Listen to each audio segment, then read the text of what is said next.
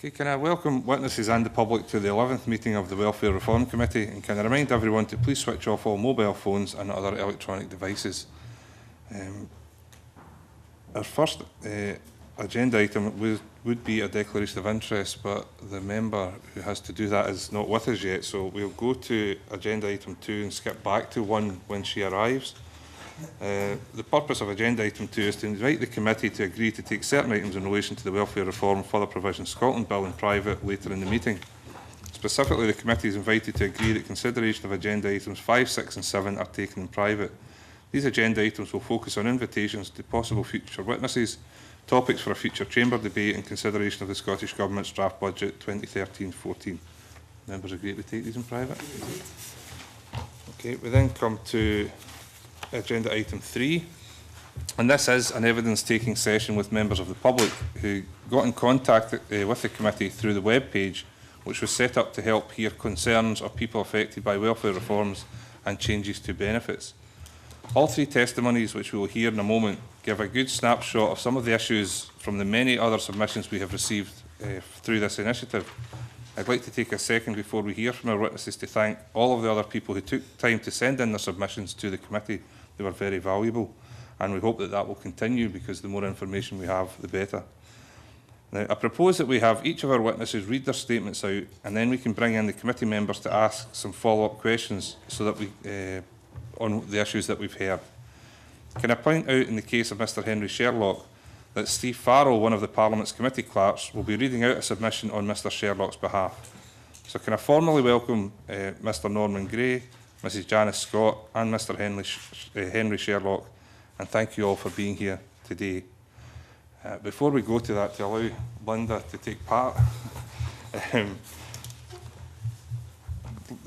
thanks for coming along, Linda, this morning. I know you're here to substitute, but I have to ask you to declare any interest that might be relevant to the committee's work. First of all, can I apologise for my late arrival? And can I say my only interest would be as a fellow of the Chartered Institute of Housing. Okay, thanks very much, Linda, and welcome to the committee.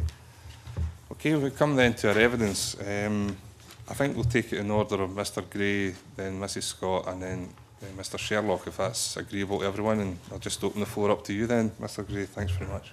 Okay. Before I give my submission, I would like to thank the committee for the opportunity to express our fears over the changes from DLA to PIP. Although much mitigated after speaking with my own MSP, Joe Fitzpatrick, and the clerk to the committee when she visited, both expressed the same kind of concerns we have, as does the report when you look at them on the website. Although my submission refers to Andrew in particular, he's not unique in the world of the autistic spectrum and reflects a situation which will face a large number of people or sufferers like Andrew to some extent in the near future. Many are unaware, or most are unaware, of the changes and certainly can't see the consequences of these changes that have been proposed. So I find this opportunity very rewarding. I wish to bring your attention to concerns over the proposal to replace DLA with PIP and the criteria used to assess candidates and some of the effects of it. My son Andrew is aged 32 and was only diagnosed with Asperger's syndrome when he was aged 19, although he'd been under intermittent psychiatric psychological care since the age of 3. After diagnosis as suffering from Asperger's syndrome, he was assessed and granted DLA indefinitely. To him, indefinitely means for life. Since then, he has had occasional reassessment. Andrew's developmental disability stems from the genesis of the corpus callosum, which means then that his left and right side of the brains don't speak to each other as normal people's do. And that this is a lifelong situation which will never change. So Andrew finds it very difficult to understand why things are happening, because he was told it's lifelong and your condition's this way. Research tests conducted by the Autism Research Centre in Cambridge have shown that Andrew has a very high score, 33 out of 50 for autistic trains, a very low score, 70 out of 80 for empathising, and a low score of 22 out of 160 for systematising. While it does not give the impression of having an ESD-related disability, these scores indicate the true level of a disability, which over time, with hard work by himself and us, he has been able to minimise or mask. However, some traits he seems unable to modify. The more serious is his appreciation of the concept of building time into a sequence of actions. Because of this, he finds it difficult to do things by the required time. Andy benefited from the modular nature of his educational courses and was able to achieve an HNC in hospitality management and got employment at a nearby hotel, the Invercarse Hotel, as a function waiter. When Andy was diagnosed, the hotel was briefed by the psychologist over how to manage him, and the overall manager and the senior manager became his mentors. And that's for the last 12, 14 years, they've actually mentored him through his work there. As a result, the hotel management have cooperated well in ensuring his foibles are minimised and his strengths developed. Andy can disappear off. If you give him an instruction to do 3 things, he does the last one, forgets the other 2, and then disappears in his own little world somewhere for a while till he's brought back again. And they understand that and deal with him very effectively. He's been able to be in continuous employment with them for over 12 years, but on this part-time basis. And again, it's just really through the good work of the hotel that he's managed 12 years in the one establishment. He's doing work which has a degree of routine and familiarity to it, and which he knows he's competent to do. He's not continuous throughout the day, but involves split shifts, allowing him to come down between shifts. He'll maybe do a set-up in the morning and then have the afternoon off and back in at night for the service part of it. And therefore he gets his time on the computer to come down and go back to work refreshed again. His work takes on just about under 20 hours a week, thus qualifying for him for tax credits. And both his mentors have stated, when I went to speak to him about increasing his hours, that Andrew's excellent up to 5 hours. He'll do his work no problem. After that, it's hit or miss. Some days he carries on, other days his missing time or fiddling becomes more and more. And they have learned how to manage him and what to do with him. Sometimes they cut short his work and send him home. We are both approaching, my wife and I are both approaching 70, and I felt it was essential that Andrew had a period of independent living under our guidance. So because of that, we worked with him to gain a flat nearby. Initially, he applied for sheltered housing and he applied for council housing. In the sheltered housing, he was top of the disability list for 6 months. In council housing, he went from 100th to 150th in the 6-month period. So we were able to contribute to a mortgage, and he then got this flat nearby, which is his house. He lives independently, but saying that, he needs company. So he comes to us for meals, stays on, and we throw him out at 10:30, sometimes literally throw him out at 10:30. But it's not because he can't live independently, it is simply he needs the company. And it's like from today, there's nobody at the house today. When I go back home tonight, I'll get 5 hours of ear bashing as he tells me what he's done during the day, who he's served, and all the rest of it. So the determining factor of his mortgage was his securing accommodation, which is DLA on an indefinite basis. This is the factor they said, because he's got that, he can get a mortgage. We have obviously underwrote that on that side as well, but the DLA was an important thing. His wage and tax credit gives him sufficient income to live on. And again, if you look at the record today, you'll see it. It's about £250 is his weekly income. And he spends that, and mostly all of that's spent on his house and his own activities in the area. And he's met a girl who also has learning difficulties. Hers are totally different from his, and they are actually they've been engaged, and they're now beginning to settle down, looking for living together in the house. But his engagement, his courting time lasted six years, so how long his engagement lasts, who knows at the end of it. So any significant changes in these arrangements would have a major effect on Andrew. He would really go right off and become very difficult again. And I went onto the website, read the proposals for the advice criteria for PIP, and these brought about major concerns. And I was quite surprised when I went on that these were there, and I hadn't been aware of what's happening really, till I often do, I went on the site to look at things that concerned him. First bit about the criteria, that they talked of issues of 7.4 in the criteria talks of issues of reliability. In Andrew's case, that doesn't work, because for 8 to 9 times out of 10, he's perfectly all right, can manage things. The 10th time, you might as well just forget it, because he won't do it or he forgets things and becomes difficult in that respect. So it's something triggers an overload, and he then can't manage that part of it. So you can't say he can do it for 70% of the time. He's quite adequate. It doesn't work that way with him and others like him. When he can't manage it, he again gets additional stress, and he then becomes more awkward and more difficult, and he then becomes really fraught. We just send him off onto the computer, onto the Wii, go upstairs, something to give him peace to come down again. 7.5 talks about the issue of safety. And Andrew, yes, he's quite safe in terms of crossing roads, but again, there's no guarantee that he can do it. If, for example, he's going to cross the road, he'll stand at the side till he thinks that it's safe enough. He'll start to cross, but if something comes, he'll suddenly stop again, go back, and then start going forward again. So he's got kind of way that he can't judge distance, time, and consequences and be definite in his action. So any driver would have a nightmare trying to decide what he's trying to do if they saw him in the middle of the road.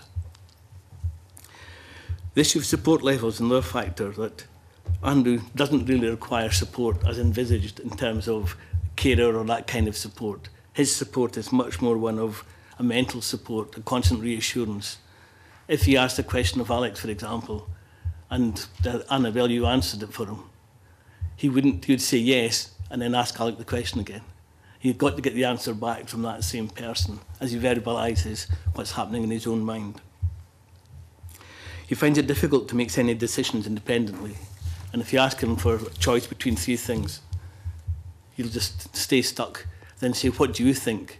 And if you tell him that, he'll say, but what about? And ask about another alternative. So support isn't financial care support, much more a mental well-being support. So in terms of the assessment criteria, when you go through that, Andrew might score 3 or 4 points, which obviously would not give him a chance of getting any PIP in the area. For example, when you look again at the criteria, they don't measure up to what he can do. He can cook and prepare a meal, but he chooses not to, as I said earlier. He's fully aware of healthy eating, but his problem is when does he stop? It's always, I'll have another one. This is my last one, as it takes 2 or 3 at one time, and that kind of thing. There's always, in activity 3, he can manage medication. He's fine with his any tablets he takes, but he's got a very high pain threshold.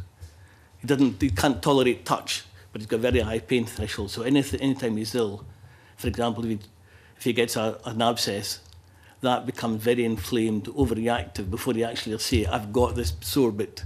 So that kind of thing deteriorates against him. The last one he had, he said, can I get a paracetamol? And we said, what for? And he says, oh, I've got this bit, it's sore. And I said, but that won't cure your sore bit, but paracetamol takes away the pain. So to him, taking away the pain took away the cause and the symptoms behind it. So that kind of thing would be very difficult for him to manage any medical side in terms of reacting to his own body side. In washing, he goes over the score that shower gel, it's more than 1 a week, and deodorant is even worse. It's very similar to the gentleman on the TV programme who deodorised himself all over when he's going out for his date. Andrew does the same. You can smell him downstairs when he's upstairs as he's going out.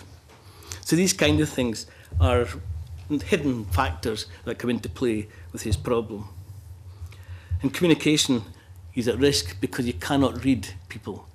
I can sit here and look at Annabelle and see her eyes and see her face and say, you're listening, you're interested, you're laughing at points. To him, you either got a funny face or a neutral face or occasionally a very sad face. But he can't read anything in between. If you frown at him, he doesn't know what it means. We're at a function and we kick him under the table. We'll frown at him and then kick him under the table. They'll then say, why are you kicking me? Because of that, he cannot read a face, and therefore he's very vulnerable in streetwise terms. Walking along in town, sometimes they'll say, look, you see these drug people, you don't look at them. But he then says, where? And looks down directly at them. So these kind of things make him vulnerable in that respect. In financial matters, again, he handles the money quite happily. There's no problem in paying for things, getting change, checking that out, running a bank account. But he can't shop sensibly. If he goes into Tesco's and sees an offer of 3 for 2, he'll buy the 3 for 2, not needing, he's only needing 1, and he'll never use the other 2 for a long, long time. But to him, that's a bargain, so he's very extravagant in these kind of shopping aspects. You cannot cope with household bills. I get them all the time to come down because you cannot handle them. You cannot think of the bills, of how to manage a bill in that respect. And all these general bills are all being put on direct debit by me, so that he's quite safe. He doesn't have to remember to pay off things. For safety reasons, often he'll take a taxi rather than walk into town, for example. Because of this, his bus pass is very valuable to him, because that is his saviour. He walks. He won't drive. He refuses to even think of learning to drive because he says, I wouldn't be safe. He knows he wouldn't be safe. He would just panic and be a danger to himself and to other road users. The assessment also indicates that the one-to-one interviews is a safeguard. In Andrew's case, it wouldn't really work because he can't see the whole picture. If you ask him a question, he'll bore you to tears by answering one small part of that question. And if you interrupt him, he comes back to where he left off, almost like a computer pressing the button for the next stage. He'll also think, what are you wanting me to say? So he'll try and work out what you want him to say and say what he wants you to say. And he's not really based on reality. To him, it's either that or that. And it's what he sometimes thinks in his own mind is what's happening, and it's far removed from reality. He makes up a lot of stuff just to make it sound good. If you say something, he'll then think, well, that's what people say. So he'll repeat that in the conversation as if it's true, but far from it. So I hope from this that I've shown that Andrew's 2 assessment needs aren't being met by the descriptors used in PIP. That really his developmental need is very different from the kind of cases envisaged in the PIP situation. And assessment criteria really are false in terms of people like Andrew who've got Asperger's syndrome and other ASD factors. The consequences of him losing his PIP, I think they're more, for me, much more worrying. That if he did that, failed his assessment, he would obviously fail to get a equivalent of DLA, which is a great passport for him for essential living. That he gets a normal life through having universal credit. He gets his tax credits. He gets his council tax exemption, his bus pass, dental care and medical care. That is very much a big saving to him, but it's a big lifeline to him equally. As I stated earlier, he can live in his wage and tax credit at present, but without these, he'd be faced with changing his pattern of employment to where he would have to become eligible for universal credit and basically live off benefit. He can't meet an actual working wage from working full-time. This would be soul destroying for him, and you'd feel total failure. It said you'd have to do about 40 hours. You could manage maybe 30 to push in the week, but no more. So the outcome of that would, he might have to leave his current employment situation. They've said yes, to push him up as far as they can, but certainly not anywhere near full-time. And the trauma of leaving this job that he loves, that Dundee know him by. I mean, he first name termed with the provost a lot, and everybody knows me. Go downtown, and it's, hi Andy, hi Chiefy, and all the rest. I'm Andrew's dad. I'm not me, I'm Andrew's dad. So he's so well known, and he enjoys that kind of knowledge that he gets from it. So he'd have to leave, but the problem is finding another employer who's aware of the situation is near enough for him to walk to. He's only about a minute, 2 minutes away from the hotel where he stays, who'd be able to monitor him quite successfully and take him through his problems. That would be virtually impossible. So that's a big problem. He'd also have difficulty in sustaining his house, because if he lost his DLA, I don't know how the mortgage company would react. Whether they would say, yes, you can carry on as dad at present, or whether they'd recall the factors. And the worst scenario we can envisage is that we'd have to give up his house in the end and come back to living with us. But that defeats the purpose of independent living a normal life. What happens to his girlfriend and their ideas and their plans for marriage, I don't know. So I'm quite sure within myself that one of the consequences would be that he would need much more input from social work, from psychological psychiatric services, and would, in the long run, be a bigger expense than he is at present to the state.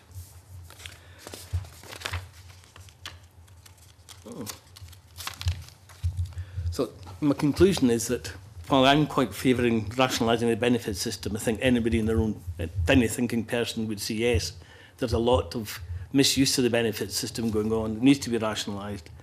And I agree with closing as many loopholes as possible. But I think the proposals to change DLA to PIP are too rigid, don't take into account the needs of individual, rather it's a blanket effect, and the individual is much more important. And certainly in our case, it doesn't recognise the complexity of Asperger's and the other ASD sufferers. Each one is unique. There's no one that could say they are all the same in terms of Asperger's. So the regulation criteria don't recognise this uniqueness in their suffering and the uniqueness in their needs. Andrew makes a very strong contribution to society in several fields to the limit of his capabilities. The proposals, I think, would make a short-term saving for a long-term additional cost. Thank you very much for listening to me. Thank you. Thank you very much, Mr. Gray. Thank you. We'll go to Mrs. Scott for your contribution. We'll go through Thank all you. of our witnesses before we go to the committee. Okay. Some months ago, I read in the Daily Record newspaper about the cross-party working group and that you wanted to hear from individuals about the benefit cuts and how they are affected by them. I set out below my husband's circumstances in respect of the changes to in employment and support allowance. My husband worked all his life from 15 years old in various jobs and was medically retired in 2010 by the City of Edinburgh Council Occupational Health, having spent 25 years working there. This was due to him having had an accident on his scooter, had an operation to fix a plate to his leg and ankle, then just after the operation he took a massive stroke. This left him with long-term health problems, and since he is now 62, there is not much chance of his health improving.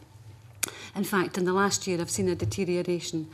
My husband applied for and received ESA, the first time in his life he's ever had any benefits, after a horrific medical, which I won't go into here with Artus, but it was totally inadequate, and they certainly did not take into account medical information given from stroke consultants, doctors, or indeed occupational health itself, which approved my husband's early medical retirement from work. He was placed in the limited capacity for working group. His benefit continued from that time,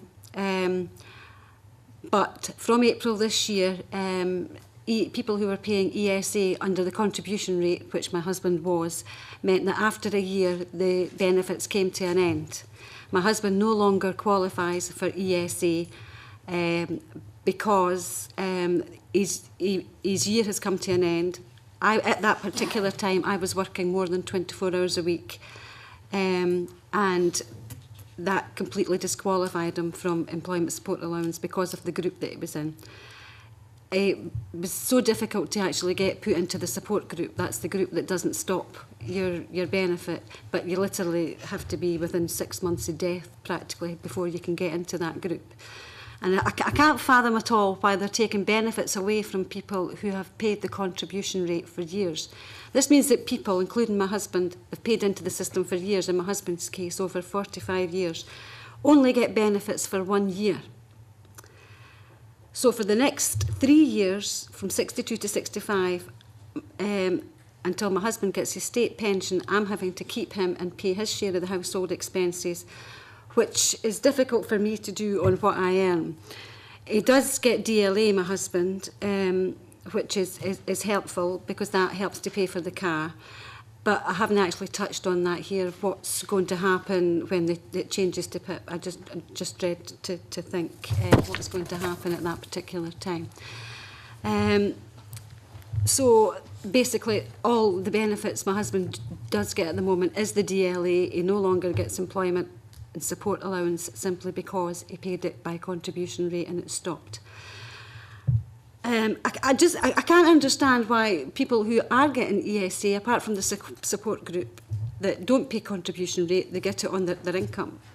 You know, they've never worked a day in their lives, a lot of them. They've never contributed anything towards national insurance.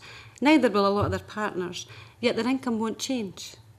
They've never paid a penny into the system, not like my husband has for 40 odd years, and they continue to get employment support allowance because it's not done on contribution rate. It's done on their actual income. But it's the people that have paid into the system that this is hurting. You know, they've paid contributions, they've maybe got a partner who works, and I just feel the whole situation is totally unfair.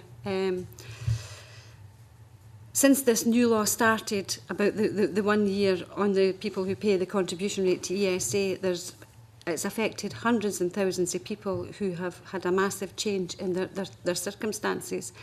And this, I understand, may possibly lead in the future to people lying about whether they have a partner or not, or whether they work 24 hours or not, and lying about their circumstances just so they can get some income, which is wrong, I know, but some people may be desperate. On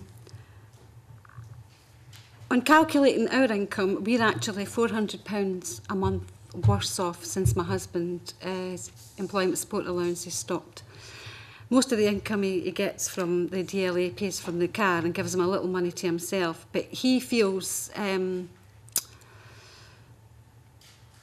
that he can no longer contribute as much towards the household. This is really, it's affected him badly, and he just feels so bad because there's absolutely nothing he can do about it. You know, he can't understand the fact that he's worked all his life, and now, you know, near his retirement, through no fault of his own, because he's needing something like this, he's no longer getting it. And he can't seem to get his head around that at all. And it really is very hurtful to him, since he's contributed constantly in our married life. You know, he's always contributed to the household and everything. He's no longer able to do that the way he did before, and it's quite hurtful for him to see me having to do the contribution. There's a lot in this system, I feel, has not been totally thought through, especially, you know, for people that have worked 40, 45 years, and suddenly, you know, if they get ill, they're only allowed to claim benefits for a year. That, to me, is just, there's something not right about that at all. If you've paid that amount of contributions, they should have brought something in that should have covered for your payments to continue. I'm just, you know, I'm just appalled at the way that it's happened. And when I first sent the submission in, I wasn't aware of all what was happening with DLA and PIP. I now am, because I've read more into it and heard more about it, and I've got no doubts at all that this is just going to go exactly the same way, and people like my husband are going to be left with next to no income. It's going to affect all their other things, like their blue badge, affect myself, like carers allowance and everything, and it's just frightening. So if there's anything at all this committee can do to help people like myself, I'm sure we'd all be more than grateful, and thanks for listening to me. Okay. Thanks very much, Mrs. Scott. Steve, you're going to read Mr. Sherlock's statement for us. Thanks very much. Inclusion Scotland have provided me with details of the recent meeting held with Bill Scott, who was giving evidence to the Welfare Reform Committee about how many disabled people in Scotland on different disability benefits will lose all or part of these benefits, and how many will be further affected by the housing benefit reform. I have been asked as part of this process to provide information regarding my own experiences of these reforms and how they have affected my life. I am a 50-year-old man who is registered blind and a guide dog user. I have chronic heart disease, diabetes, and suffer from depression. I lost my sight at the age of 31, and as I worked for a government department, I was kept in employment due to their equal opportunities policies. However, when I had my heart attack 7 years ago, I was finished by a department on health grounds. I received DLA mobility and care component and have been migrated from incapacity benefit to ESA support group. During my migration to ESA, I was continually harassed by Atos Healthcare, Job Centre Plus and DWP, all of which I complained about. The processes they used and the protocols were not followed, resulting in me feeling harassed and bullied. I did not receive the communications in my chosen format and only got them when I complained. I was forced to go to a medical centre in an area unknown to me, even though the protocol stated blind and deaf-blind people have the right to undergo a medical assessment at home. Those complaints were upheld and I received an official apology. This was a traumatic time for me and it left me scared about my future. ESA is a time-limiting benefit, even to those of us who are put in the support group. In reality, this is how the benefit has been set up. The work group are limited to 12 months in ESA, and the support group can undergo further medical assessments at any time. I was initially put in the support group for a period of approximately 8 months. When I queried this, I was told they had made a mistake, and the longest anyone can be put in the support group for is 3 years. After this, I will undergo another reassessment. However, depending on future ESA rulings or medical examiner guidance, this could leave me being transferred to the work group sooner, resulting in ESA being removed within a 12-month period. This seems strange to me, as my disability will never change. Yet, according to the current rules, a medical assessment can be called at any time to see whether I am still considered disabled enough to stay in the support group. As far as I'm concerned, this is harassment, bullying, persecution, and victimisation of the most vulnerable in our society. Prior to the introduction of ESA, there were exemptions to the medical assessment process. Now there are none. This means everyone has to undergo these medical assessments, even though common sense indicates no requirement. This is a waste of public spending, yet this is ignored. It is hard enough for able-bodied people to secure work during this recession, but it's so much harder for anyone with a disability. The government appears to forget that, and as a result, many disabled people will lose their benefit and have to depend on others for survival. I will soon be one of them. At this time, my benefit does not cover all my costs. I have to rely on friends and family for sensory, physical and financial support. I thought I was one of the lucky ones who saved hard when I could work and bought my own home. Now I am no longer fit to work. My benefits do not meet my needs. Unlike people in social housing, I have to pay for my repairs. I have to pay for my gardening. I have to pay for my building insurance and a whole lot more. Is there support for people who have their own home? No. I thought the days of the blind man begging with a cup on street corners were gone. Sadly, that is not the case. I still rely on family handouts and additional begged support in order to live. ESA, and as far as I'm aware, PIP, in its introduction, will never meet the true cost of disability. If disabled people were provided by the actual help they need, the true cost to the Treasury and the local authority would be so much higher than the current benefits on offer. I fear for the introduction of the PIP, which evidently means personal independence payment. However, none of the consultation papers show the application to be personal or based on independence. Once again, the questions and the weightings are all in favour of removing support rather than providing financial support. This is backed up by the fact that the main objective of this benefit is to reduce the welfare bill by at least 20%. I fear that I will have to go through another witch hunt in order to apply for this benefit. I originally applied for DLA due to my disability, then was awarded DLA for life. Then the wording suddenly changed on communications, stating indefinitely. Now, not only do they make the criteria harder, they remove some of the ranges. The middle rate care component has been removed, and now we only have a high and a low rate. Why? Two rates show no room for flexibility and are certainly not conducive to being personal. I fear, without a doubt, I will only lose more income once I have to go through this undignified process once again. I am tired of fighting officials who seem to think that they know more about my disabilities and needs than I do. It now makes me feel ashamed of who I am. I am being punished for being disabled and I feel powerless. Being blind is an isolating disability. If my benefits are slashed in any way, I will become even more isolated. I would not be able to afford to use my computer. This is the only true way of providing me with information and communication. I would not be able to afford the internet, which will cut me off from family and friends. I would not be able to afford the additional high cost of assistive technology I use, which will leave me in danger. I will not be able to afford the support I need for shopping, gardening, socialising, banking, reading mail, getting to places like hospital, dentists, barbers, etc.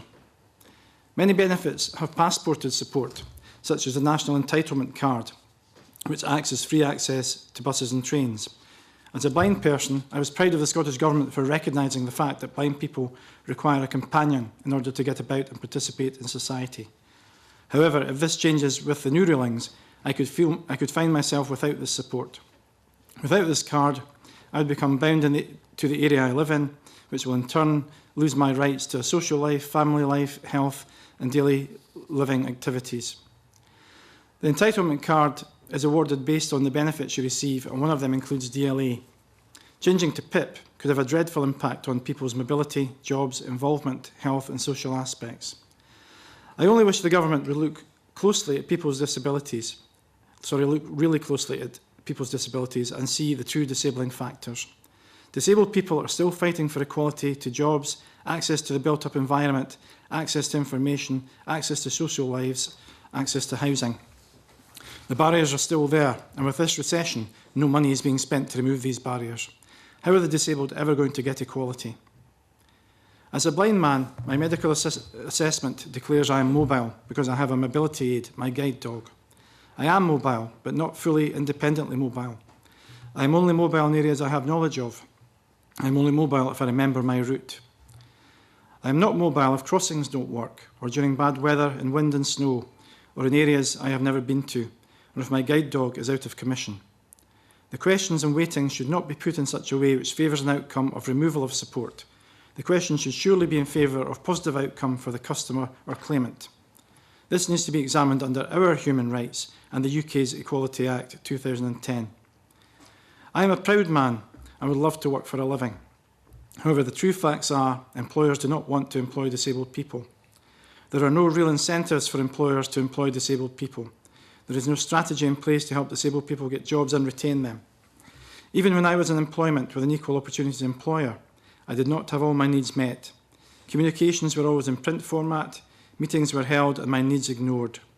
Although most understood I used a screen reader, which is a slower process to listen to it, as there is no facility to speed read, I was still expected to meet the same targets as someone who could see. I had to work harder and longer just to keep myself in work, and as a result I ended up with a heart attack due to the pressures. Not just doing the job, but travelling to the job, travelling within the job, coping with my disability and organising workloads. When you are the only one who is blind in the workforce, you are even more isolated. There is no one who understands your needs or the support you require. I loved my job. However, I did not love the isolation, fear, bullying and hardship it brought. It truly is a sad reflection of any government that refuses to see the true fear it has put the most vulnerable in our society under. In my opinion, it is simply persecution. We did not choose our disabilities. We need support to ensure that the most vulnerable in our society is not the hardest hit. Many of our disabled people are having their income slashed from anything between 20 to 100%. It would be good to see the Scottish Government take positive, proactive steps to help protect its people from this persecution. It would be a significant step forward to see the Scottish Government involve disabled people in any process which will affect their lives. I hope this has given you some insight into the fears that I have for my future. This is just the tip of the iceberg, and I'm sure there are many stories out there from people similar or indeed worse off than myself. Thanks very much, Steve. Can I thank you, all three of you, very much for the contributions you've made. I know that opening yourselves up can be a very traumatic experience. We're going to open the meeting up now to the committee members to ask questions. Now, if you think that the question is going into an area which you find too intrusive, too personal, whatever, just say so, and we won't expect any responses if you feel that the response is one that you don't want to give. So don't feel as though you're under any pressure to give any information or say anything that you're not comfortable with. You're completely in charge of the answers that you give, but any information that you can give us would obviously be very welcome. Okay, is that okay? Okay. I'll kick off by asking Mr. Sherlock a question.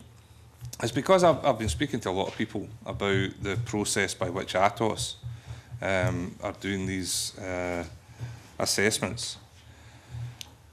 Since you're the one who raised specifically your feelings of being harassed, victimisation,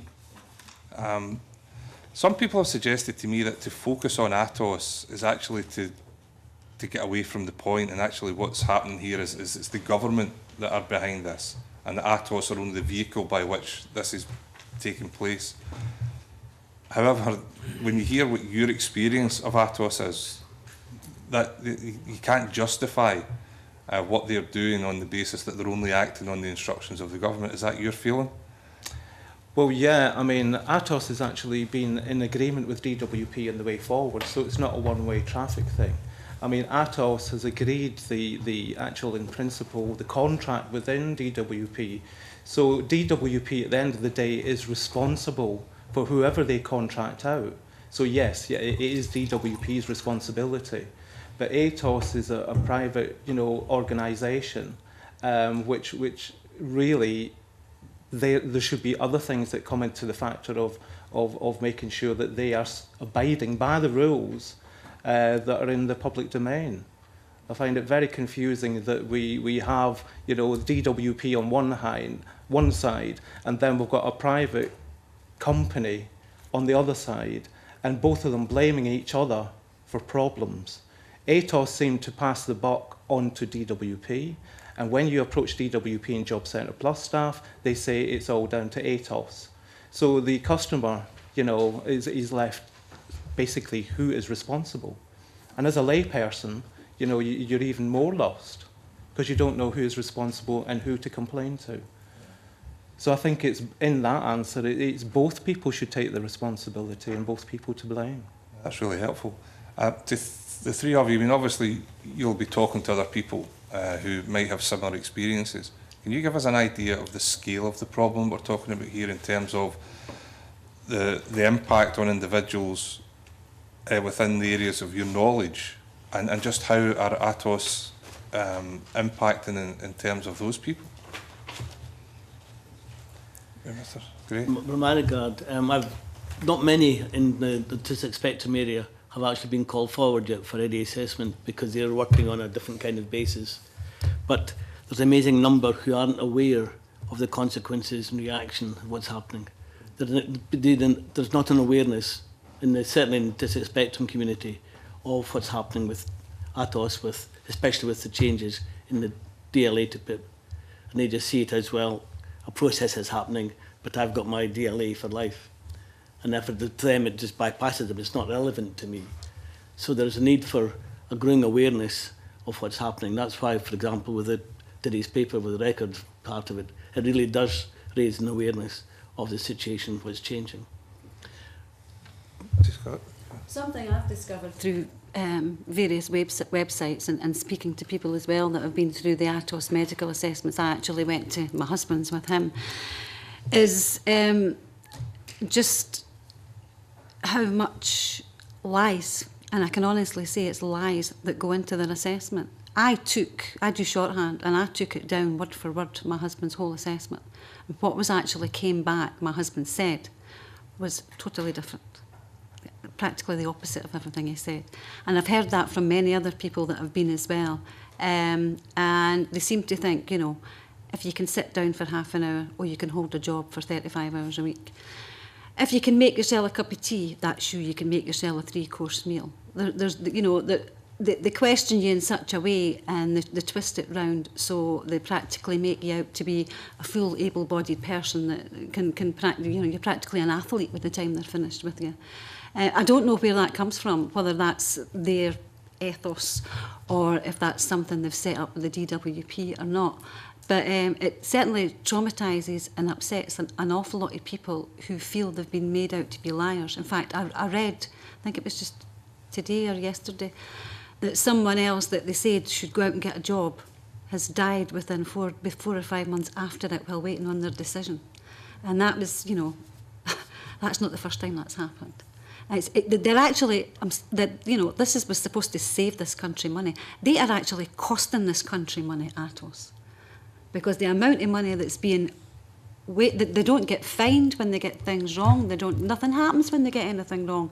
There's more people going to tribunal now in this past 4 years than there has done in the last 10 years. And there's a lot of money spent on one tribunal. There's thousands of them. There's now a waiting list in Scotland, well, Edinburgh area. It used to be about 3 to 4 months. It's now 9 months to a year you wait to get to a tribunal. The tribunal staff are actually on their knees with the workload that they've got. And the biggest majority of the assessments ATOS do go to tribunal. And that shouldn't, if they're doing their job right, that shouldn't happen. I'm sorry, it just shouldn't happen. Well, we've heard that evidence before, the amount of people who are going to tribunal and actually winning their case when it's heard by people independent of the assessment process. So that's a major concern that's been brought to the committee before. Yeah, can I say as well, if you're put in front of, if you have been working and your company sends you to occupational health totally independent of the company you work for. Now, occupational health is different from your GP in that, you know, they can measure if you're fit for work or any kind of work. And if you've got a report saying, no, you're not fit for work, you never will be fit for work again, why can't they take that on board? Why is it not good enough for them? Because some of the people you actually see there, they're not qualified occupational health. Some of them are only just nurses. Some of them know nothing about the condition you're there for. It's not, you know, it's not their area. Again, that is another thing I think they should be looking at. That's very important information. I'll open up to other members of the committee. I'll go to Jamie first. Jamie In which, Convener, can I thank our three witnesses for their evidence. We've had some good evidence, I think, Convener, from some of the representative organisations, but I think it's been very helpful to hear directly from your own personal experience of the system, as it were. I've got some questions for Mr Ray, but just before I go to them, because I thought it was interesting to hear Mrs Scott's obviously essentially saying that she feels that there's lies being told through the assessment process, which is obviously a serious charge to level, but I just wonder if you get the sense that essentially anyone that's going forward for assessment, they're, rather than it being an open assessment, the people that are undertaking the assessment have the attitude that they're there to disprove the person. Is that what you feel? Yeah, I've actually been for a medical assessment myself with ATOS, and to be quite honest, from the beginning to the end of the assessment was really traumatic. I was aware that the welfare reforms were in, but the first communication I got wasn't from DWP, it was from ATOS themselves. They phoned me on a Saturday at 8 p.m. at night, and I thought it was a bogus call. And they said, I just need to phone up to see that you are Mr. Henry Sherlock. And I said, sorry, who are you? They says, well, we're ATOS Healthcare. And I says, well, and who are you? And they says, well, we're here to send you for a medical assessment. And at first I thought it was the hospital, Forth Valley NHS. So I was totally confused and thinking, why are they phoning me on a Saturday? So then when I asked more questions, they couldn't really answer them. They said, well, all we need to do is confirm your national insurance number with you so we know we've got the right person. I says, I'm sorry, but I'm not speaking to a stranger on the phone. I've heard about, you know, identity fraud and everything, and I am not giving out my national insurance number to anybody. To which the person from ATOS said, well, look, if you do not give us your national insurance number, then we will stop your benefit. So now that was the first contact from ATOS. So that could obviously be perceived to be quite threatening, but I suppose the question more, when you're actually there for assessment, do you get the sense that it's a genuine assessment, or that it's more a case of, you know, prove it, not. We're here to disprove that you're... Yeah, I mean... Almost as if you've the sense that you've come in and they're treating you as if you're a liar. Absolutely. Is that the sense you have? I mean, the problem is the way that the questions are actually asked. The way the questions are asked, I was asked, could I pick up an empty cardboard box? What job picks up an empty cardboard box? So it's not even work-capable assessment. But when I said, well, physically, yes, I can pick up a empty cardboard box, but I don't know where the cardboard box is. I'd have to have someone show me where the box is. Then when I pick up the box, if I need two hands, I then become immobile. My mobility is gone because I can't use a cane and I can't use a dog to get round. And I gave full explanation as to why this was so difficult. And because I actually asked for the medical report to be sent to me, and in the report that was missed completely. All it said was I was capable of physically lifting a cardboard box. Nothing at all to do with my disability, and nothing associated with it. And the same with getting to the event. I was told that I managed to get the event, I got there on time, even though, you know, I shouldn't have been at the event. They should have come to me by law under their own contract. And also the fact that I had a companion with me, because I was asked to go to an area that I'd never been. I took a companion with me. That was never mentioned. All that was mentioned was a smartly dressed, no food stains, very polite, and mobility-wise I could walk. But I couldn't find my way around the building without that additional, you know, sighted support. That was never mentioned. So I wouldn't say the case was that they were intentionally lying, but they were intentionally missing things out that would give that give you a positive outcome. Annabelle. Annabelle Ewing, are you saying that in the final report they didn't mention that you were blind? No, they did mention that I was blind, but what they didn't mention was the fact that I needed support to get to the event, or support, you know, to find the chair in the room. You know, everything that was down in that report was basically geared towards removing the benefit. There was nothing to say what support I required to get to the event, just that I arrived there on time and was smartly dressed and spoke well. Okay. Wonder if it would have been better if you'd turned up late and not been smartly dressed then. Absolutely. Anyway, Mrs. Scott. They seem to say that in all the reports. That's one of the first things they say. You know, you were smartly dressed, there's no stains or anything. Polite and kind of well-spoken, you know. It seems to be a standard. It's a tick box. Yeah. Seems Most bizarre. I mean, of them are what tick relevance boxes. might that have to whether or not you There's should go and- there's no individuality to your condition at all. It's just tick boxes. And when I was there with my husband, they were doing his. It's actually all done on Atos. Atos has the package on the computer, and while the doctor, nurse, or whatever is doing a part examination, at the same time they're also sitting down and typing in something to the computer. While at the same time they were asking my husband questions, who was answering, and I was at the same time taking it down word for word, because I knew I could get a copy later to compare it. And they're not actually putting anything down that you're saying. It's just a matter of tick boxes. Can you do and can you do? Oh, yes, yes, yes. Nothing about the problems maybe that you have behind it. I mean, lots of people, disabled people, can do lots of things, but they can't do it on a consistent basis. They didn't ask anything like that at all. Can we just ask a couple of questions, Mr. Gray, because I thought it was very interesting to hear and depressing, also to hear the impact that it might have on the changes it might have on Andrew's life in terms of the impact on his mortgage. And also, I did wonder if you were concerned, because it was interesting to hear you say that you've set up direct debits to pay for all of Andrew's bills, and presumably they could be, your concern is that could be impacted on with any change to his financial circumstances. I wonder if you'd share with me then, it seems somewhat ironic then that some of the changes to the benefit system we are hearing are predicated on the basis of trying to encourage financial independence. It sounds to me as though these changes are doing exactly the opposite, potentially in Andrew's case. Would that be a fair reflection? Yes, it would actually remove a lot of independence, and his money at the moment is well managed. And if he then became the spat, he would start mismanaging his money, and that would cause more problems. You'd also find that some of his things would have to go. For example, he swims. He does a lot of swim training. He would have to give up that side if he lost his benefit. And therefore, you're now saying there should be more sport taking place, but he would have to give up sport and stop with his concessions swimming that he gets. As I said before, his pass entitlement card, if that went, he would again be stuck. He would only be able to do half of what he does at the present moment. But in terms of his financial management, it would have a definite impact, which seems contrary to what we've been told. We'd have to look at what he can do, where he can be.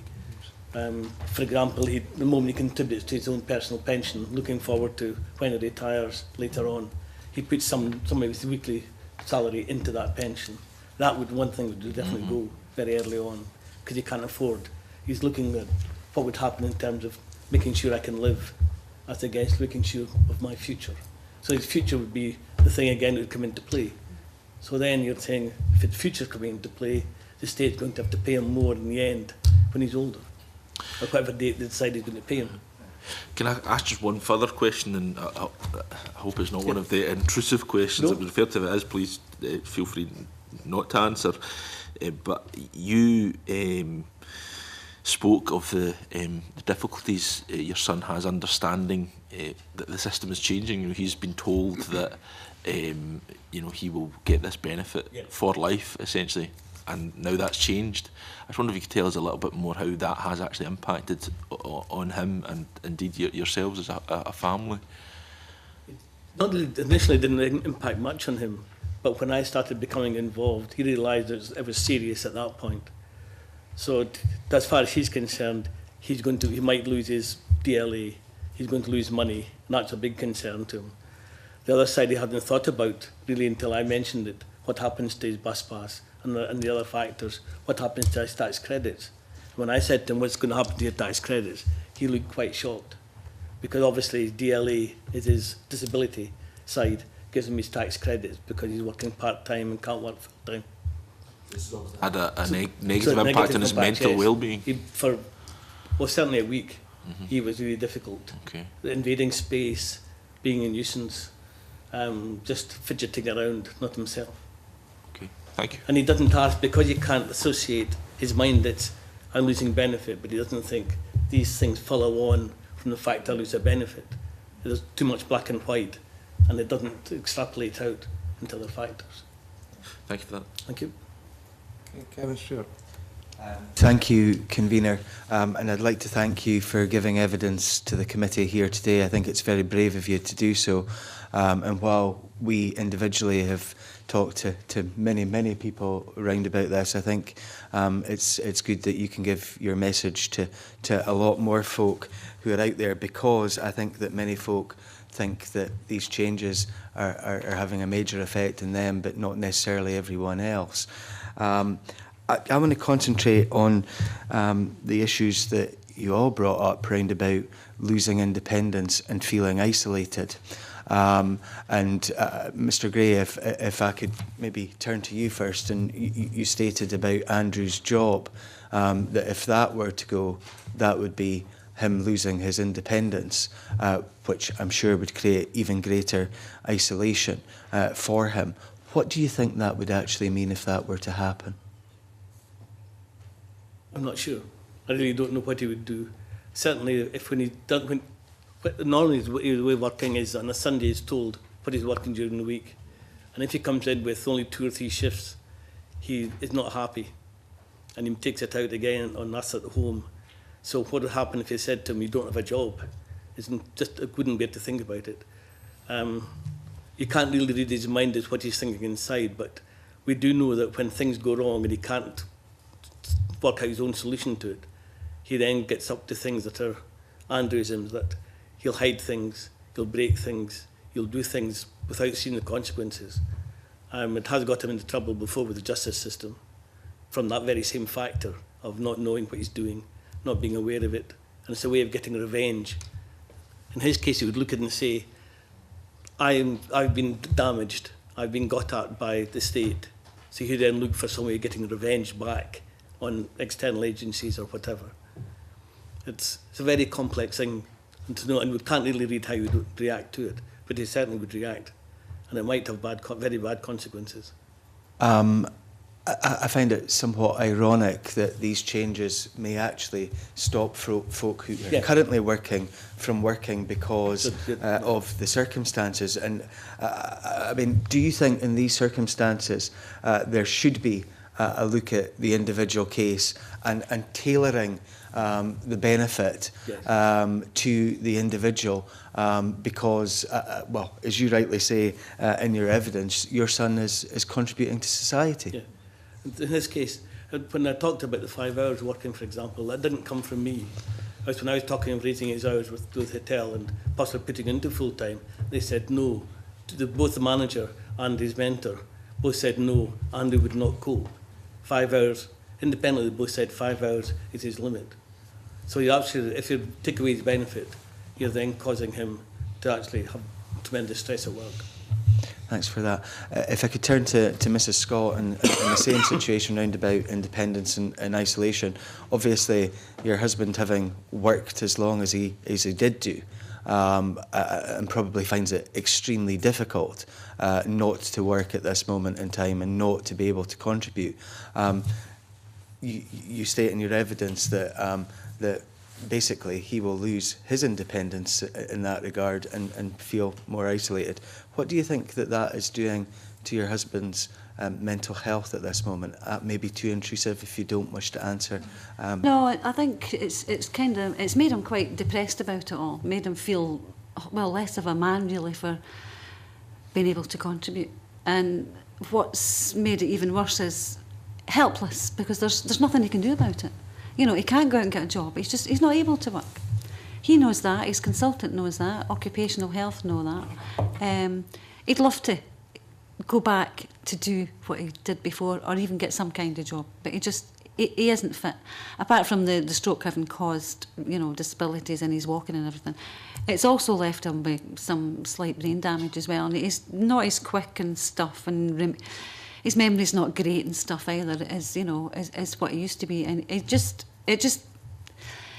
makes him feel, as I say, less of a man, and just not, because there's nothing he can do about it. It makes him feel pretty helpless, really, and victimised at the same time for having worked all these years and contributed, and now that he actually needs it, he's not getting it. Yeah. Yeah. Somebody who obviously believed that paying into the system, yeah, you pay into the would system, ensure yeah, that the state if looked anything after you happens if to go anything wrong, happened. yeah. I mean, it's not something we ever envisaged, you know. We sort of looked at the both of us retiring. He'd retire at 65, and I would retire 60, and we kind of looked at it that way. We didn't think about anything like this happening at all, you know. And it's quite difficult for him to take, really. As I said, it's a helpless feeling for somebody who's worked and contributed all their days not to be able to do that anymore. And of course that can make you pretty low. Thank you very much. Mr. Sherlock, if I could turn to yourself, obviously we have the great privilege of working with our colleague Dennis Robertson, who is blind, and that gives us a little bit of an insight into the kind of things that you face. But when I say a little, it's probably a very little. Obviously, you have talked about losing independence, and you talked about previously isolation at work. If you were to see a major change to your benefits, how would that affect you, do you think? It would affect me in many different ways, because being blind, you are isolated. You do feel isolated because a lot of the world is all visual. You know, everything's visual now, everything's touch screen. You know, progress has left us behind, unfortunately. So the only access to information I have at the moment, although there's talking newspapers, what people don't realise is talking newspapers only give you a little bit of the news. It doesn't give you the full paper. Sure. So it's only little snatches of the news. So I use my computer so that I can go on websites, listen to what's going on in the community. I can contact family on things like Skype, because then it doesn't cost me a phone bill. Yeah. You know, these are the savings that I make. And using the specialist equipment is the only way that I can actually communicate by email. You know, so that I have the free independence of communicating with family, friends, and whoever by email because of a talking computer. But the benefits, if they're removed, I will not be able to afford to continue with that, because you have to upgrade it every so often, which is at a cost. Computers don't last forever. They get left behind within 12 months, so you're always upgrading. So without my PC at home, I would then be cut off from, you know, the whole world, really. And then looking at the future with additional benefits being cut, my DLA at the moment doesn't pay because I live in a rural area. It doesn't take into consideration that I live in a rural area, and it's more expensive for me to get a taxi from there even to town. I mean, it costs £15 from my home to town. The benefit I get at the moment pays for one night out a month. And that's my social aspect at the moment.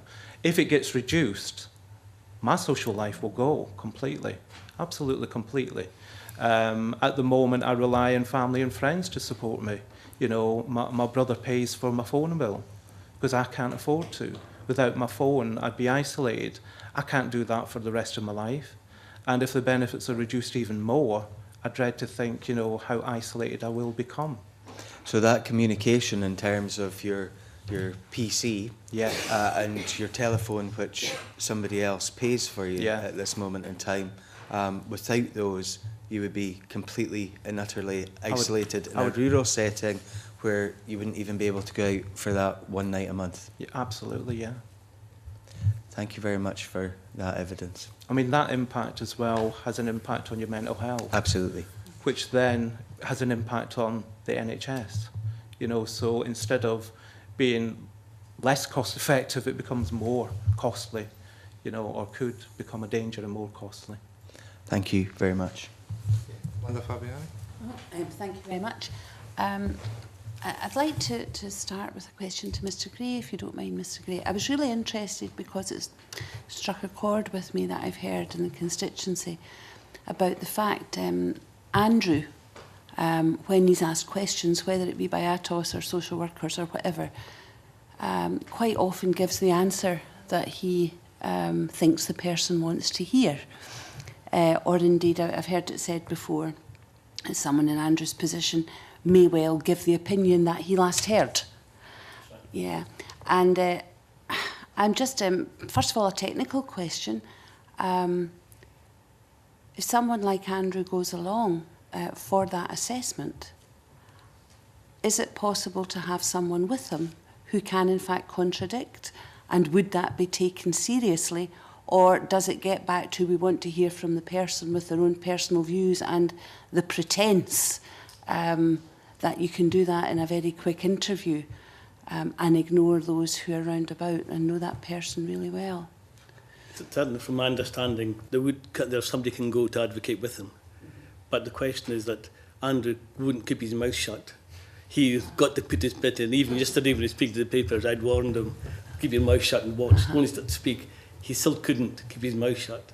So he would then come in and intervene and break up what was saying. So people who are doing the interviewing are then faced with the dilemma of who do they believe.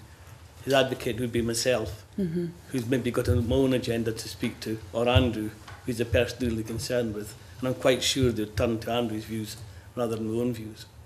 Which leads me on to, Convener, the concern that if someone, like Andrew, perhaps in the same spectrum at different levels, didn't have someone who cared to advocate on their behalf and left that assessment having given all the right answers because that's expected, and then goes home and has no one to at least help to put it right, it would seem to me that's a terrible, terrible thing to be doing to people.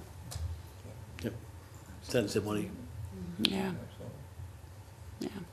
And I suppose, for Mrs. Scott too, sitting there listening to your husband, Mrs. Scott, who, suffers all the frustrations and what you're talking about lack of self-esteem, etc., may not always be absolutely truthful, to use the word, in what he responds, because there is a level of despair about that, and it must be frustrating for you sitting listening, knowing perhaps that the case is not as straightforward as he's putting it over. Yeah, well, as I said, when I went with him to the medical that he had, he was very truthful, and quite a few times I had to sort of jump in and say, no, that's what you used to do, but you don't do that now. You're not capable. At that particular point, when we had the interview, he just, that was maybe about 6 months, a year into, just after 6 months, I think, after he having the stroke. He still wanted to think that he just as he was before, and he wasn't. There was medical evidence to prove that he wasn't. But there were quite a few times I had to say something that as it was at that time, but that wasn't actually registered or anything that I said. Can I come in on that point, Karina? Yeah. I think one of the things which we've heard from other people who've been thinking about it after the event of being assessed is that they always try to perform at their very best, and yet that may be the best they can do that day, and are unable to do the same thing again for a month or 2 months because they have overstretched. Do you think, in the case of your husband, that's the kind of thing that he did when he was being assessed? Yes, I think so. I mean, he made sure that he make sure I've got clean clothes to go and, shaved and everything like that. I had to help him have a shower and get shaved and everything before he went. And I think too, people are proud. They don't want to sit in front of a stranger and tell them, they can't do or they're not able or whatever, even though it's the truth, because they were perfectly capable of doing it before. There's that bit comes into it too, and sometimes you do need someone there to say, look, I'm sorry, but this isn't the way it is any longer. And as I said, my husband for a while didn't want to admit that he just wasn't capable or able to do stuff. And there'll be many people like that have the ATOS interviews, especially, as I said, maybe elderly people who are very proud and don't want to let on there's too much wrong with them, you know. Linda, you wanted to finish that Yes, point here? Linda Fabiani again, Mr Sherlock. I guess it's what Mr Sherlock was saying then, the fact that there is no individuality and it's a tick box system. And it's almost like there's this massive machine there between Atos and DWP and no one can break out of it. Is the level of sort of uniformity such that so very, very many people are getting left behind and really not getting a fair shout when they turn up at these interviews? Absolutely, because, I mean, not everybody fits into a box. I mean, you can even go into the spectrum of visual impairments. Not everybody will fit into one certain box in that view. And as regards myself, of course, when somebody says, can you do this? I can say, yeah, of course I can do it. Because, again, you're too proud to say, well, I'm a bit of a failure, really. So when somebody says, can you cook a meal for yourself? I'm going to say yes. But I'm not going to admit that several times I stabbed myself or cut myself or set fire to the kitchen because I didn't realise the cooker was on, you know, or whatever else. I'm just going to say, of course I can. You know, and these things are missed all the time because you don't want to admit your failure. You've already got a stigma that we're being painted with a stigma now. You know, we're being classed as scroungers. You know, we're being classed as work shy, which none of us are. You know, it's not us that's disabled, it's the environment that's disabling, and that needs to be addressed. I suppose, Convener, that blindness, and please correct me if I'm wrong, Mr Sherlock, is an example you could use of that spectrum with so many different levels and grades on it, because if someone's blind from birth, for example, they may have learned an awful lot of things, whereas yourself, Mr Sherlock, I think you were 31. 31, when you became blind. It's a very, very different thing if it happens to you in adulthood. And so even these variations in grades are not recognised. No, not at all. I mean, one of the things is that, I mean, I thought when I lost my sight, I was too proud and I definitely wanted to get back to work. So I went back to work after 6 months of rehabilitation.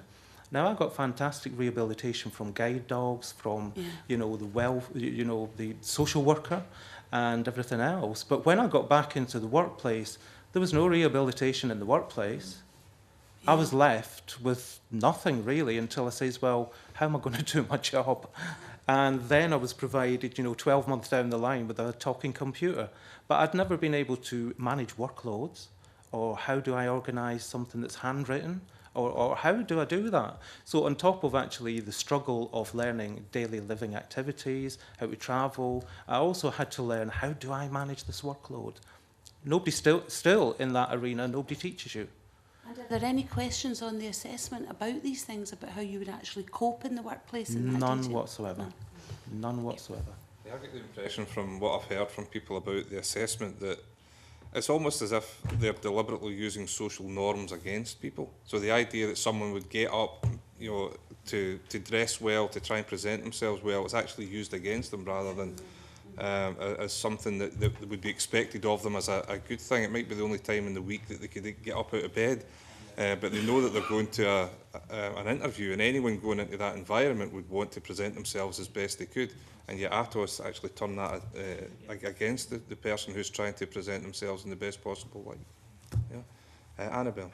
I absolutely agree with that comment. I think it really sums up what we've heard this morning and indeed what we've been hearing for some time. I would like to echo, Annabelle Ewing speaking, I'd like to echo my colleague Kevin Stewart's opening remark, which is to say how brave you all are to have come along this morning and shared your experiences, and thank you for doing that.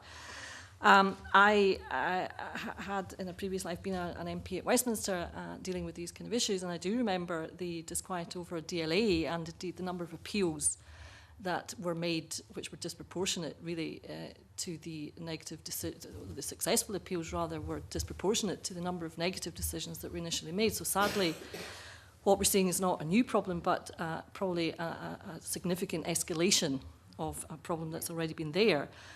There's no discretion in the benefit system, which I find absolutely disgusting. That was removed under Thatcher, I believe. It wasn't restored under the Blair years, and it still hasn't been restored, and I suspect, although perhaps my colleague Alec Johnson knows better, I suspect it won't be restored under this government either. I don't know how you can operate such a system without discretion. I really don't understand that. I don't see how it's possible to get any social justice. Listening to your comment, I mean, I will go on with to a specific question in a moment, but I would just like to say that listening to the debate this morning, the discussion thus far this morning, I think it raises really serious questions about the role of the medical profession, because it's really questioning the ethics and orthodoxies of the medical profession. Because if we take Andrew, for example, I mean, what then these people, that the state is allowing these people to say, because it is the DWP that has contracted with this company and they have set the parameters or agreed to the parameters. But what they're really saying is, well, Andrew's disabled bodies is the next person who doesn't suffer from any spectrum condition. And to take Mrs. Scott's important statement, lots of disabled people do lots of things, but not on a consistent basis, and that is the crux of the matter. So I think we're looking at a sort of Kafkaesque approach to this issue, and that is very dangerous for society, very dangerous indeed. And I think we have to be looking at BMA and the Royal Colleges. How are they defending the integrity of the medical profession? But to get on to a specific, I just wonder if you could share with the committee, if you feel inclined, to say exactly where each of you stand currently in the process, if you've appealed, if you've not appealed, if you're awaiting a first decision, if you've not had that. And also, if you could state, if you've gone through the Atos interview, who conducted the interview? Was it a doctor? Was it a nurse? If it was a doctor, was it a doctor who worked in a neighbouring NHS trust? If not, who is it that conducts these interviews? Perhaps I could start with Mr. Gray. My position is quite simple. We've no contact at all, and we expect it. Start probably about spring next year to have the contact to call them in. I think because Andrew's not a physical disability, much more a mental factor, is that they're delaying the calling them in for that. So we've had no contact whatsoever. It's simply an awareness and perseverance and looking at websites and what's happening. The only contact I've got with Atos is my daughter's a physiotherapist, and she's been doing blue badge assessments, and she certainly reflects some comments being made about how ridiculous people being sent to her for assessment are. That some have wanted to say, but they can walk, and they put down the form they can walk because they're too proud not to say they can walk, and yet she can't walk across the room, and she comes in without her stick because I can walk. And so it's again that factor. So that's my only knowledge and contact with Atos. The contact I've had is, the initial form and stuff to fill in, and then I went with my husband to his medical. We got a copy of the report, which I had to phone Job Centre Plus for 3 times.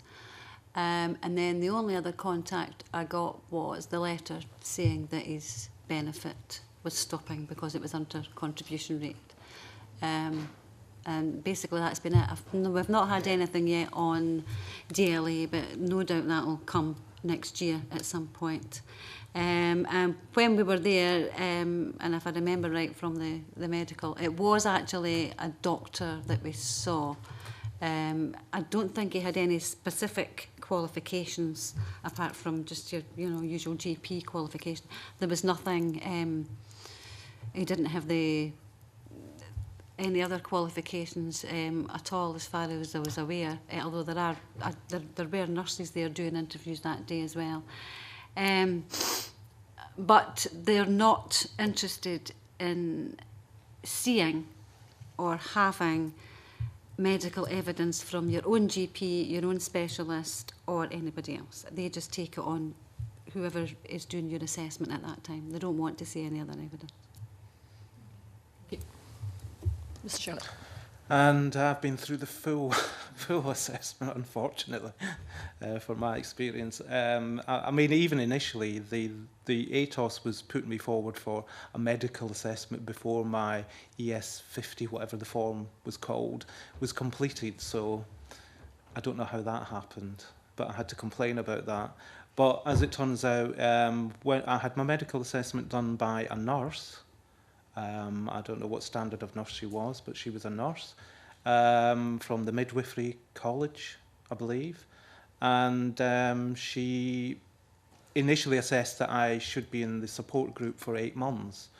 So when I raised the question with DWP and the DWP minister, I says, well, why? I complained about it and says, can you please explain why I've been put in the support group for only 8 months when my disability will be forever? And they came back and said they'd made a terrible mistake and that I would no longer be, I'd be put in the support group on the understanding that I could be called in at any time for further medical assessments, depending on, the rulings. So I don't even know where I am now. I've been put in the support group, which means, you don't have to look for work. I'm quite happy to look for work.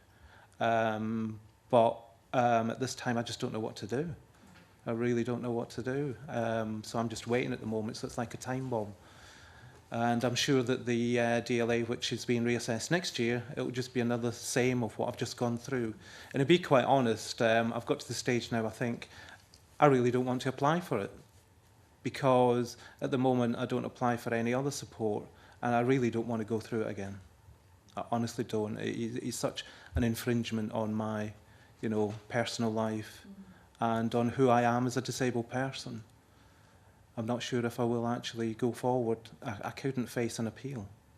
You're being judged. It's like doing a crime, and that's what it feels like to me. I'm not a criminal. I am a human being that needs additional support, but here I'm facing a criminal panel who's making the decision on my life for the future. So I'm not sure whether I will, appeal against any decision made. That's how I feel. I can understand why you feel that, Mr. Sherlock, and it really, the whole thing to me is absolutely disgusting, I have to say. But what I would also say is always appeal. You are entitled to benefits and you must pursue your right and entitlement. So that would be my advice to you. Yeah, I know. I mean, they don't even provide communication in the right format. It all sounds absolutely dreadful. They know that you're registered blind, and then they give you a time scale that you can't meet. So they say, well, your benefit's going to be sanctioned. And this is where the bullying comes in. If you don't do it, your benefit will be dropped or sanctioned. Then what happens to my life? It doesn't go on hold. I still have to live. And this is the sad thing. Mr. Gray, you wanted to make a comment? Going back to what Annabel was saying earlier, really, our fear for when assessment does come is how can we prove Andrew's situation? I mean, it's taken him a long time, and eventually he was tested down in Cambridge with an MRI which proved he had agenesis of the corpus callosum. How can an interview prove that fact? It's not changed. You've got medical evidence saying this is it. That won't change ever. So why, again, as we said before, why don't they accept that? And trying to go through a proof situation would be impossible for us.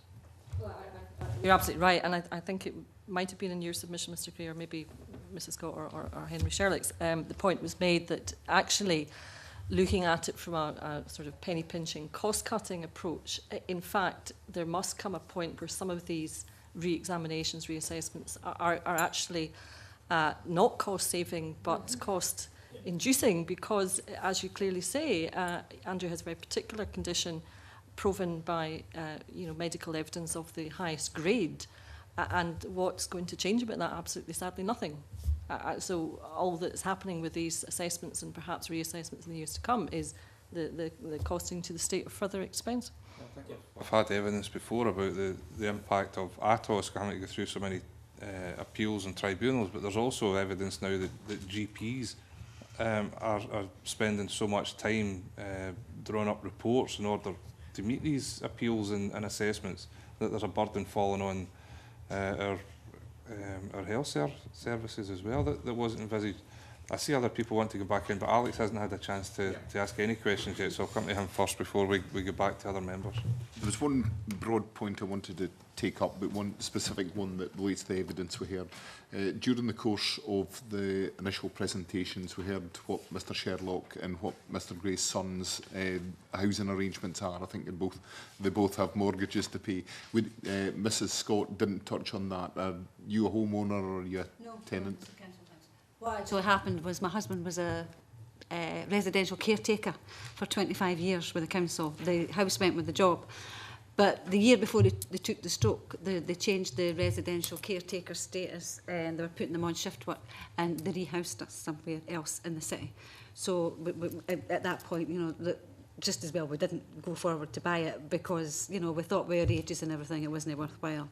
John Hinton coming up for 60 and me in my late 50s. But it's just as well we didn't because of circumstances. So at the moment it's a council house, but I do still pay full, although I get repairs done. I must admit, if I need repairs, I get them done. But I do still pay full rent and council tax. I don't pay reduced rent, not as yet, because I'm still earning a bit. But if that should change, then obviously I could probably apply. What I wanted to go and talk about was we've touched on the ATOS hearings and interviews and that sort of thing. But at the moment, there is already change in the process. There is more change coming next year. And what I'd like to know from you is to what extent you feel you've been given support, independent advice, where you've managed to find support and independent advice, and if you haven't managed to find it, do you think you should be able to? That's quite a difficult question because, I mean, a lot of the places where you can get advice from are being cut back on. So it's very, very difficult to get, you know, independent advice. I mean, I'm very fortunate that, you know, I'm getting support from Inclusion Scotland, Independence Living, and other organisations that I've networked through. So I can get some advice from there, and even the volunteer service within the Falkirk area. And to be quite honest, there is a limit to what advice and support they can give, because there are so many people going through it at the moment. You know, you might be guaranteed maybe half an hour's advice when you really need a week's, really, to go through everything that you've got to face. I mean, not only that, you also need the support to actually fill in the forms to, you know, to apply for these benefits. You know, they're not automatic. You have to apply, and you have to get the wording right, it seems, in order to, you know, meet any of these indicators, which a lot of the benefits advisors know about, but we as individuals aren't. I am, because I participated in the consultation paper for the PIP. So I understand more about the fears that I have for the future. And I know for a fact that going with the consultation paper, if that goes through, then I'm going to lose a hell of a lot of money and won't be able to. And I don't know where to get advice on that, because that will become law and that will be it. End of story, no matter what advice I get. So it all just seems hopeless at the moment. Any of the... I use the council zone advice centre at up the bridges there. They're very helpful. You've sometimes got a wee bit of a wait to see someone, but they're very helpful. They're helpful going through the forms and stuff with you. And also I phoned Chest, Heart and Stroke, who were also helpful as well. Plus there's I can't remember the names offhand, but there's a couple of really good websites out there that are very helpful with this kind of thing as well. It doesn't cost you anything or that, and the information is pretty accurate. In my case, I got information purely because it's looking at the website, working through the website with the DWP and the Scottish Parliament. I just became aware of it and familiar with problems. So it's more by chance than good design that I found out about it. From my own experience up till now, I'm going back, I'm an ambassador for the National Autistic Society, and I'm going to see them and say this is something which is very essential that they set up. I need somebody there who's able to take on and help all the rest in the spectrum, because so many in the spectrum have no idea and certainly couldn't cope in the kind of way it's meant to be done. I wondered if it sounds as if you haven't had enough contact to answer this question, but I'll ask it anyway. Do you find that support where it's available is disjointed, that it is specialist? For example, if you have a housing problem, you might go to your landlord. If you're an owner-occupier with a mortgage, you might have no landlord to give you advice. Is it a situation where there is pure fragmentation across the sector when it comes to the need for advice? Yes, I think so.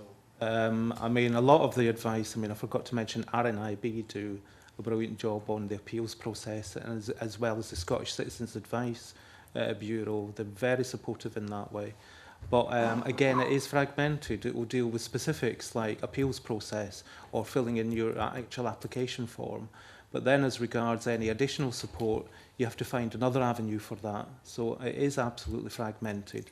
There's no one-stop shop. It's a case of, it's again, potluck if you fall upon something that can send you in a direction to provide you with that additional support.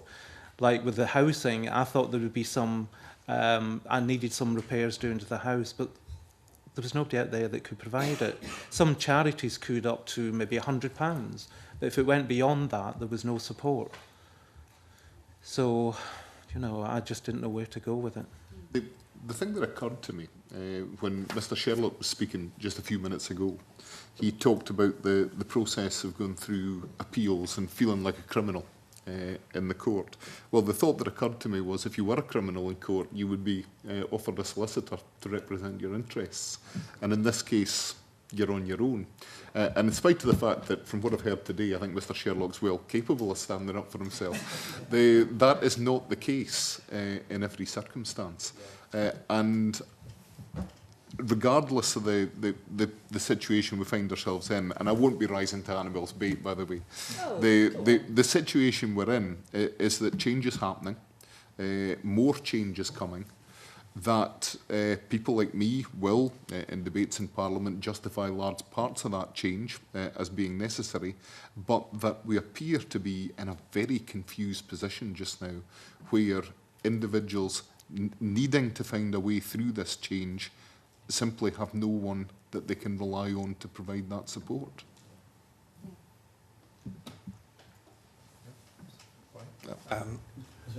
Yeah, Mr Gray, sorry. Back on Mr Johnson here. I think when you talk of the change, we're not against change, not at all. We see the need for change, as I stated earlier. But what we are against is the unfairness of the way the changes are taking place, and the fact that it is not the individual, but lumped all together. That all the individual needs are different, and therefore the assessment should be different, geared towards the pattern. So it's not change we're opposed to, but it's how it's happening. I've got indications from colleagues that they wanted to come back in with short questions, so I'll take the final three from Linda, Kevin and then Jamie, and then we'll Yes, thank see you, where that takes us. Convener Linda Fabiani. I just wanted to follow up on what Annabelle Ewing was saying earlier, you know, about the cost, and Annabelle was saying, you know, by the time you go through appeals and things, it's costing more. But I just really wanted to pick up something. I can't remember who said it, but really the global cost is ridiculous. You know, if people do get turned down, Mr Gray was talking about Andrew, the social services, for example, that would have to kick in. You know, should Andrew's entire life change as a result of this? And back to those who don't have family support or real friend support, the overall cost of these reforms could in fact end up to be a whole lot more. Well, at the moment, I mean, as I say, I'm a carer for my husband. If my carer allowance stops because he loses part of his DLA, I'm still expected to look after him for, well, I mean, for nothing, really, at the end of the day. But if I refuse to do that, which I can do, or if by chance I can't do that, his care, a good part of his care, will have to be provided by the local authority. Now, you're talking something like £14 an hour, and he certainly will only get 40, 50 hours a week's care like he does for me for £58 a week.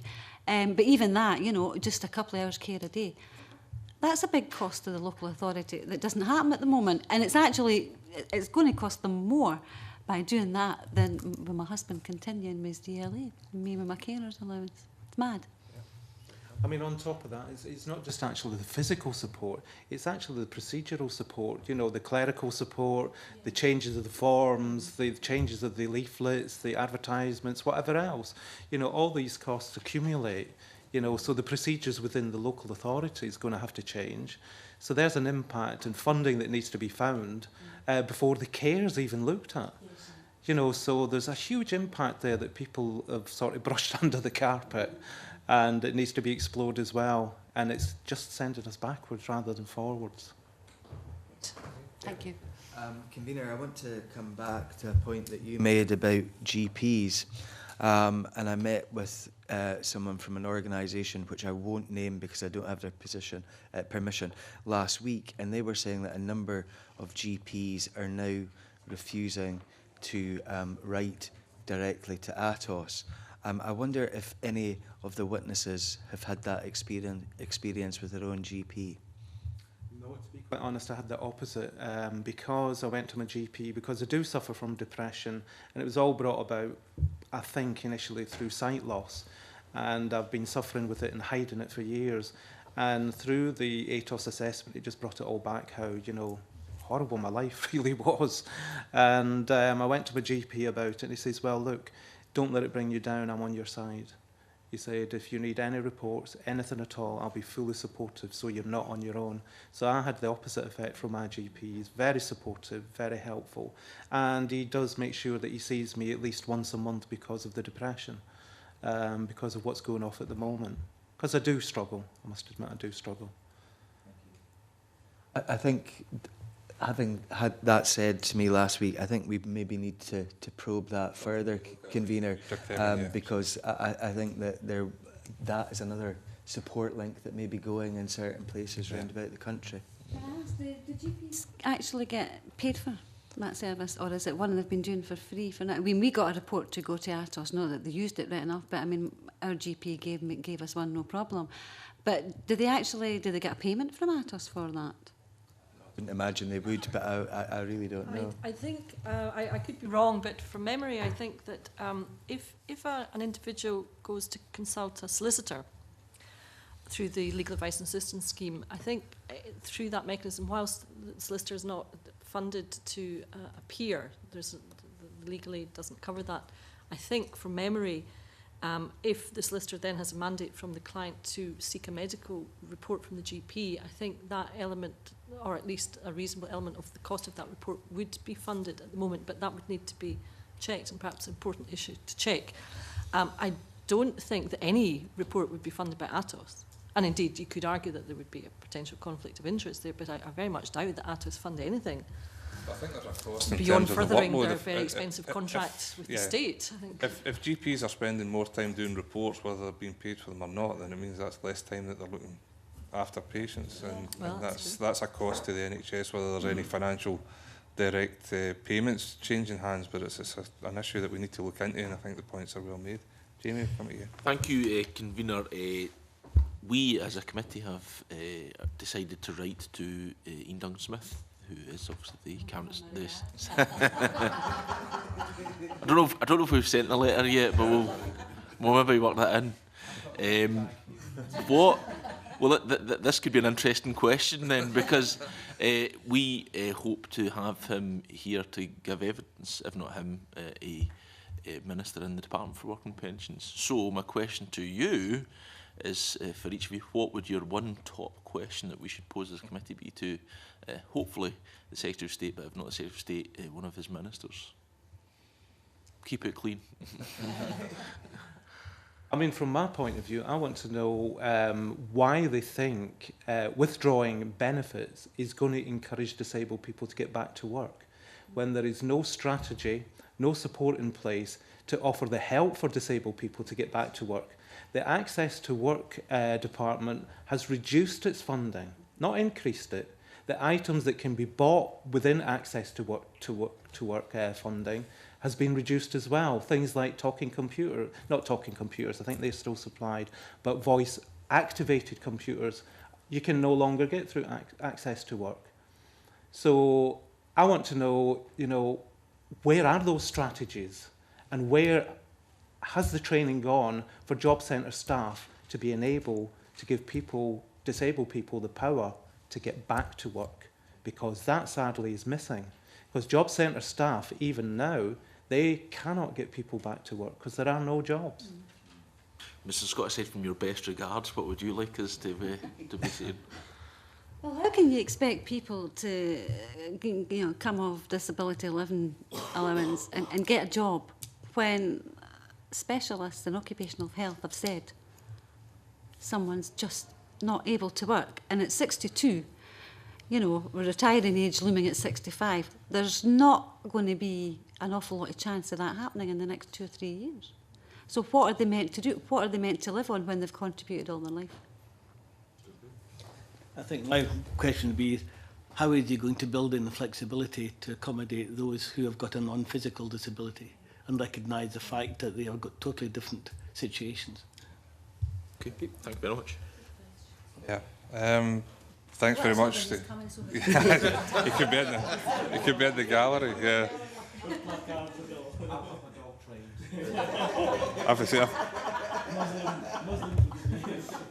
I think the chances of him coming are diminishing by the second, so we better draw it to a close. But can I thank our three witnesses, Mr Gray, Mrs Scott and Mr Sherlock, for opening themselves up to us this morning and helping the committee to get a greater understanding of just exactly what's happening. I'm particularly concerned about this whole strategy, the way the Department of Work and Pensions and ATOS on their behalf are pursuing this.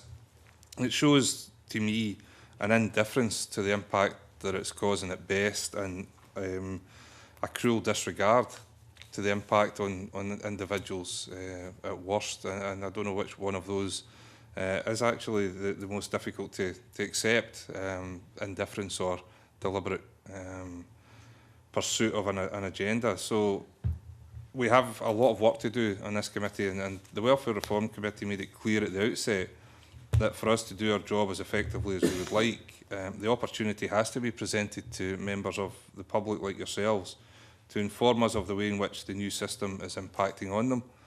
Mrs Scott, Mr Gray and Mr Sherlock have taken advantage of the Your Say initiative that we instigated for that purpose, and I'd like to thank them for the contributions that they made and for having the courage to come before us this morning and providing us with the personal experiences of the welfare system. Can I just say a big thank you to the committee as well for letting us have our say. Yeah, that means a lot to me anyway. Yeah, and your evidence makes it quite clear that the welfare system in Britain must be designed to support people when they need it, and that when people are at their most vulnerable, the state should be there to support them in their need rather than turning its back on them to pursue whether it's an ideological or a cuts-driven agenda. Neither of them is acceptable. So we have to use the information that you've given us and that others have given us on the website to inform the Scottish Government and the Parliament of the impact that the welfare reform changes are having, and ensure that all levels of government in Scotland appreciate what has to be done to mitigate the detrimental impact enveloping people like yourselves in Scotland, because nothing less will do, and that's the challenge that faces this committee and the Parliament. So you've made a huge contribution to that this morning, and I thank you very much for it. I understand that your work isn't finished yet, and our media team want to take you through to an ante-room and follow up some of the things that you've done this morning. But your time this morning has been absolutely invaluable to our work, and I appreciate the time that you've taken to come and be so open and frank with us, and it's going to help this committee and stand us in good stead if we can take that forward from there. So thanks very much for your contribution, and if I can suspend the committee for maybe 5 minutes in order to allow us to get ourselves organised for our private session. Is that okay? Yeah. Thank you for you and the committee for your very sympathetic approach towards us. That has been very encouraging. You started off saying it might be quite intimidating, but I must say been very, very far from it. We've enjoyed, I certainly, speaking personally, have enjoyed being part of your deliberations. I've felt a warmth towards us as witnesses, and I thank you for that. We've been very much at ease. Thank you. So I'll suspend the meeting at that. Thank you. Okay.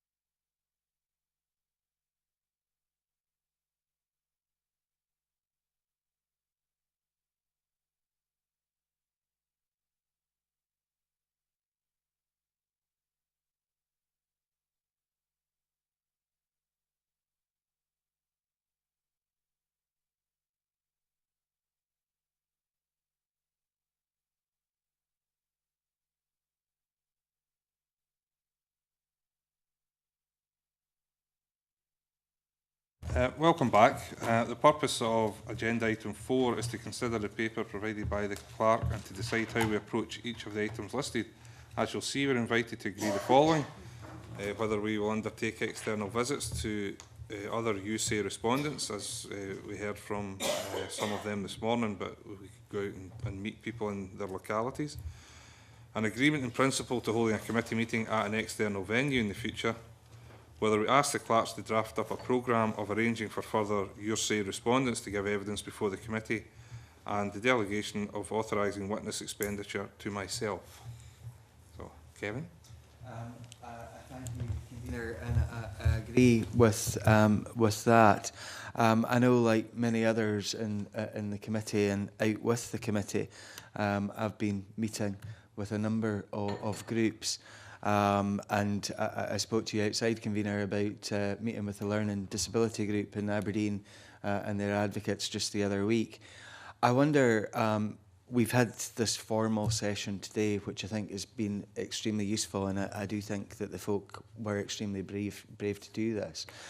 I wonder if we could maybe hold something in an informal setting so that we give folk the opportunity to talk freely without going on the record here. Yeah, because I think that would be extremely useful. And I know that while the formal thing is very good for a number of folk, that is probably not going to work. And as I said to you, I heard more common sense at the meeting I had with the Learning Disability Group than I've had with some of the politicians who are formulating this agenda. And I think it would be really useful to hear from them and their advocates about what they think. They are going to make a submission to the committee. They came with written work to me as well. But I think that group and many others like them would benefit from an informal session rather than something formal. That's a good idea. I would say, perhaps taking a slightly different view from the one that was just expressed, that I'm very keen to ensure that we're hearing from individuals about their experience rather than groups with a formulated experience, so to speak. We've done that before. I found what we got today much more valuable. Convener, if I could maybe come back on that point. While I said I met with the group, I would be quite happy if an individual from that group with their advocate, because that is necessary in this case without a doubt, were to present in an informal setting. So I'm not necessarily talking about groups of people, but individuals. Yeah. A combination of the two. There's no reason why we couldn't go to a venue, have one session with individuals like we had this morning, but follow that with talking to groups who can speak on a more general basis. Alex? On the subject of going out, it just occurs to me that we heard a number of times today about the difficulties that some individuals have in attending interviews, attending meetings like this. It might be appropriate if we were to think very seriously about people who cannot or would find it very difficult to come here and take the opportunity for us to go out and meet them. Yeah. So are members content then with the list of suggestions, and we can get on with working on that? Okay. We'll come back with a proposal about the external meeting, which I'm assuming will be, at least in part, informal. Yeah. Okay. So, having had that discussion, we now go into private session.